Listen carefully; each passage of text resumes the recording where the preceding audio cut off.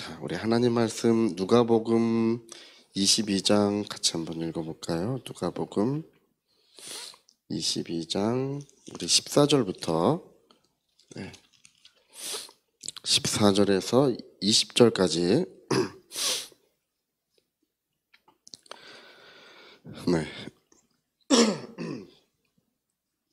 누가복음 14장 22장 14절부터 22절까지 20절까지 자,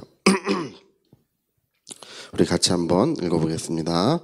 때가 이름에 예수께서 사도들과 함께 앉으사 이르시되 내가 고난을 받기 전에 너희와 함께 이 유월절 먹기를 원하고 원하였노라. 내가 너희에게 이르노니 이 유월절이 하나님의 나라에서 이루기까지 다시 먹지 아니하리라 하시고 이에 잔을 받으사 감사기도 하시고 이르시되 이것을 갖다가 너희끼리 나누라.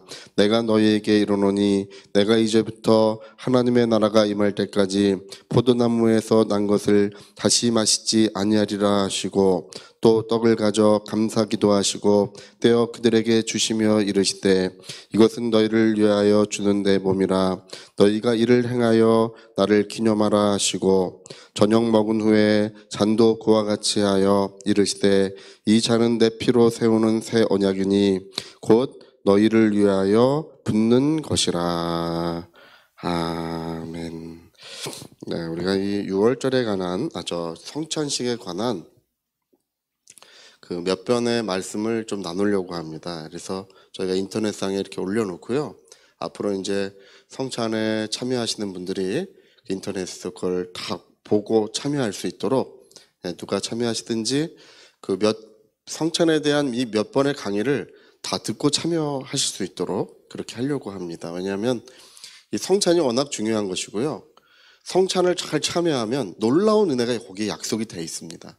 근데 너무 그걸 모르고 도외시하고 있기 때문에 우리가 그걸 알고 또 성찬에 약속하신 하나님의 은혜를 우리가 다 함께 누리려고 하는 것입니다. 그래서 알고 참여해야 돼요. 네. 자, 오늘 이 말씀은 성찬의 기원, 성찬이 어떻게 시작되었는가를 이제 오늘 이 말씀이 알려주고 있습니다. 성찬은 이 유월절을 기원으로 하는 거예요. 여기 보면 예수님이 유월절을 원하고 원하였다. 너희와 함께 유월절을 지키기를 원하고 원하였다. 이런 말씀을 하고 있는데요. 다른 성경은 강력히 원하였다. 뭐 이렇게 킹제임스 성경 같은 경우는 강력하게 원하였다. 이 표준 세번역 성경 같은 경우는 간절히 원하였다. 이렇게 번역하고 있습니다. 그러니까 원하고 원하였다라고 이렇게 뭐 헬라 말이든지 히브리 말로든지 두 번 반복돼서 기록되면요. 굉장히 중요하다는 뜻이에요. 원래 그래요. 우리 선악과를 먹지 말라. 정령 죽으리라. 정령 죽으리라 이렇게 할 때 그 정령이라는 말이 히브리 말이 없어요. 죽음과 죽음 두 번 써 있네요. 죽는다 두 번 써 있는 거예요. 그러면 그 말의 제일 중요한 말은 뭐냐면 죽는다는 뜻이 제일 중요한 거예요. 그게 강조되는 거예요. 여기 내가 너희와 성찬을 하기를 원하고 원하였다라고 이렇게 말씀하시는 거는 이게 굉장히 중요하다는 뜻입니다. 요한복음에서는 진실로 이런 말을 쓰죠. 진실로가 앞에 붙어 있으면요 중요하다는 뜻이에요.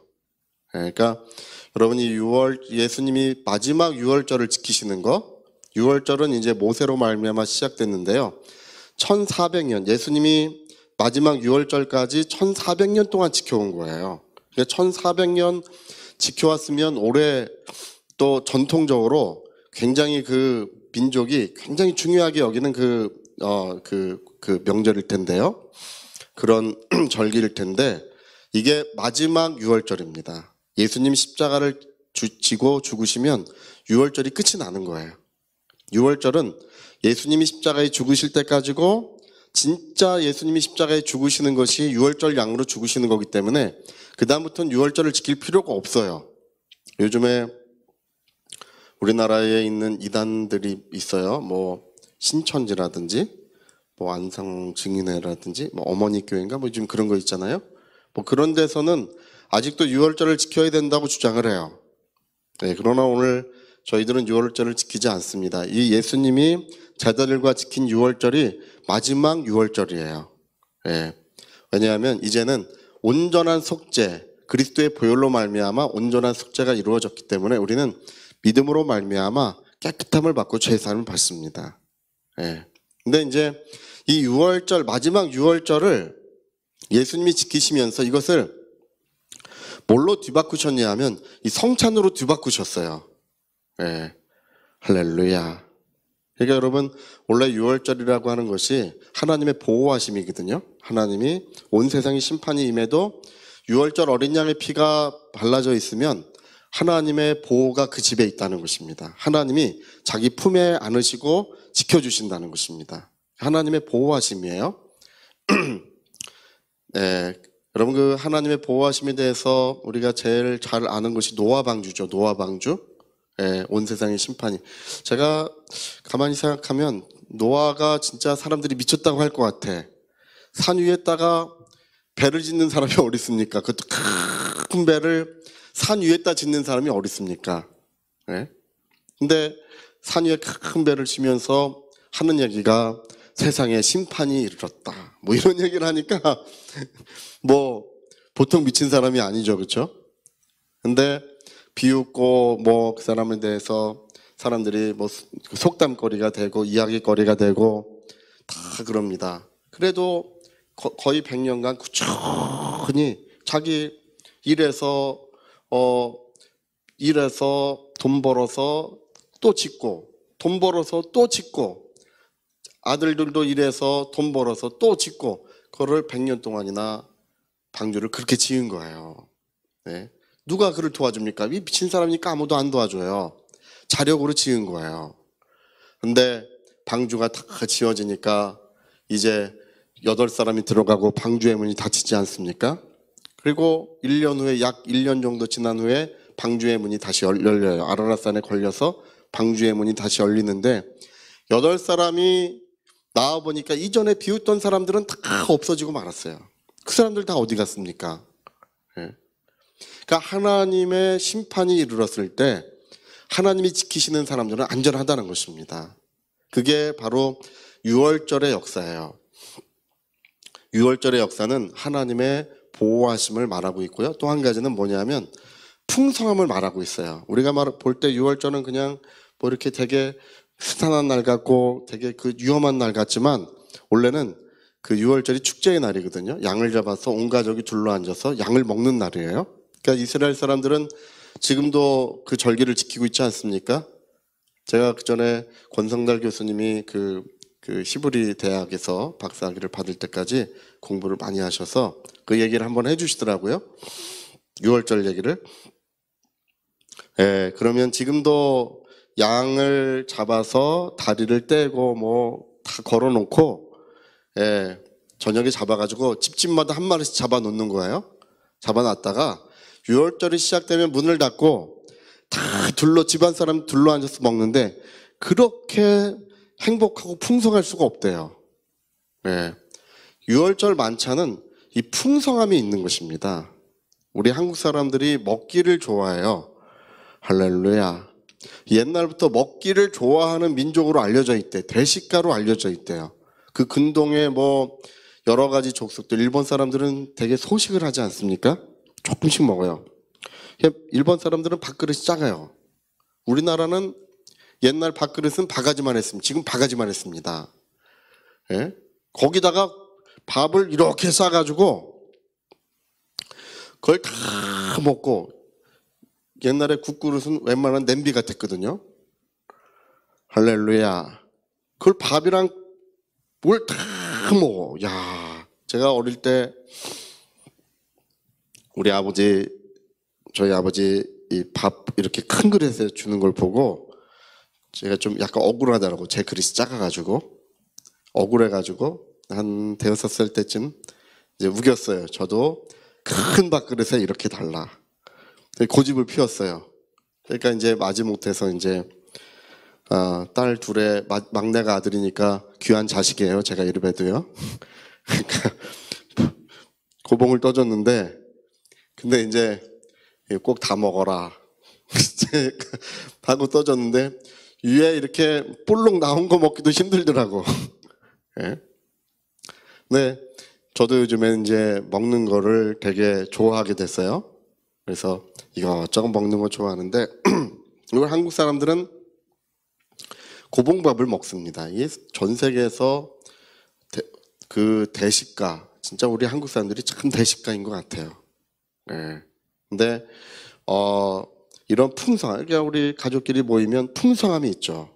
예, 음식을 부족하게 하는 법이 없어요. 잔치집을 가도 한국 사람들의 잔치집은 음식이 부족한 경우가 없어요.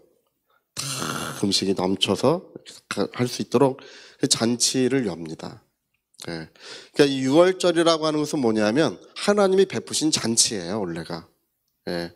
잔치에서 잔치를 열어서 음식을 풍성하게 나눠 먹는 그런 은혜의 시간입니다. 그래서 여러분 이것을 이제 예수님이 내가 6월절을 지키기를 마지막 6월절을 너희들과 함께 지키를 원하였다 이렇게 말씀하시면서 그날에 제자들과 함께 성찬을 하십니다. 이 성찬을 6월절 마지막 6월절에 성찬을 하시는 이유가 바로 그거예요. 예. 성찬은 이제 하나님의 보호하심과 풍성함을 약속하는 것입니다. 예. 성찬 예식 자체가 여러분 우리가 이스라엘 사람들이 6월절을 지키면서 그들이 확인한 게 있어요. 뭐냐면 그 옛날 하나님이 우리를 이집트에서 인도하시고 재앙에서 명쾌하시고 그것도 있지만 그들이 6월절을 지키는 것은 뭐냐면 오늘의 하나님은 우리에게 풍성함을 주시고 오늘의 하나님은 우리를 지켜주신다는 것입니다.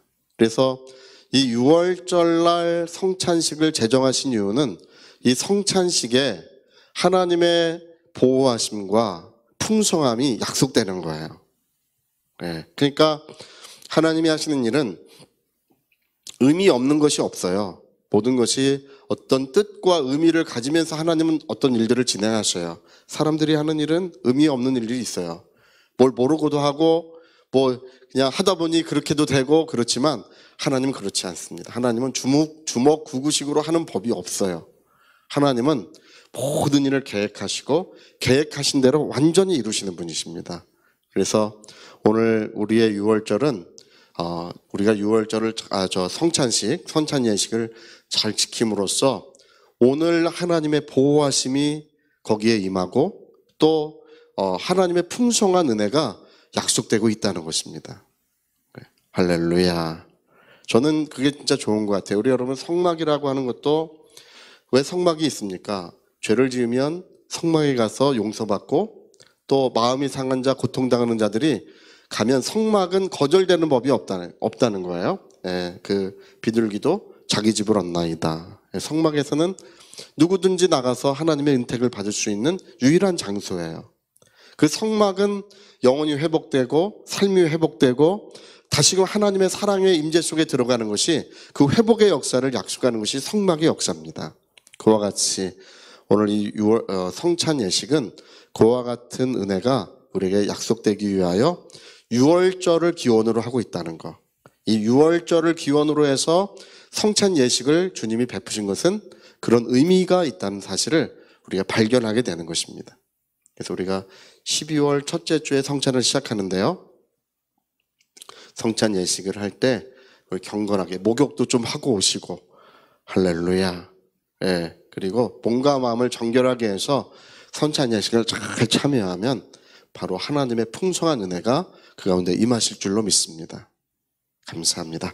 자, 우리 같이 한번 기도하시겠습니다. 우리 한번 기도하실 때 6월절 성찬 예식은 마지막 6월절을 기원으로 하는구나. 이 1400년 동안 지켜온 6월절이 이제 끝이 나고 그것이 성찬 예식이 다시금 시작되는 거예요. 끝이 나서 없어지는 것이 아니라 성찬 예식으로 하나님께서 우리에게 은혜를 약속하시는 것입니다. 새로운 은혜의 약속이 우리에게 주어지는 것입니다. 주의 은혜를 위하여 같이 기도하시겠습니다.